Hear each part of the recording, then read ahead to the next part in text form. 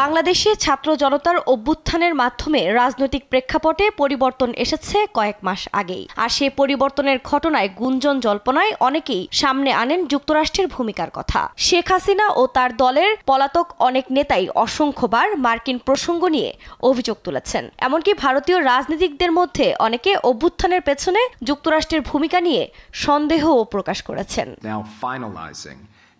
তবে হাসিনার পতনে যুক্তরাষ্ট্রের কলকাঠি নাড়ার অভিযোগ আবারও একবার উড়িয়ে দিলেন মার্কিন জাতীয় নিরাপত্তা উপদেষ্টা জ্যাক সুলিভান।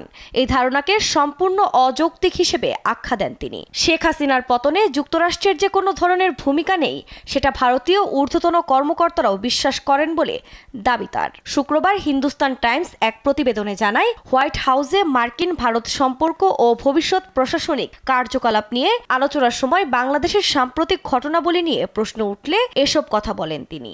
বিনয়ের সঙ্গে এই ধারণা প্রত্যাখ্যান করব।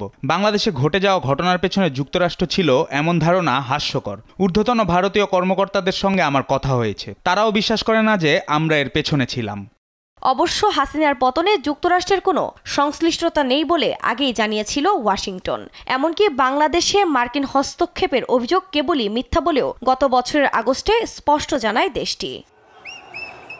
গত বছরের জুলাইয়ে কোটা সংস্কার আন্দোলনকে কেন্দ্র করে ছাত্র জনতার রক্তাক্ত অভ্যুত্থানে সরকারের পতনের পর ভারতে আশ্রয় নেন শেখ হাসিনা। বাংলাদেশে গণহত্যার অভিযোগে শেখ হাসিনার বিরুদ্ধে একাধিক মামলা হয়েছে। তাকে গ্রেফতার করে বিচারের মুখোমুখি করার চেষ্টাও করছে বাংলাদেশ।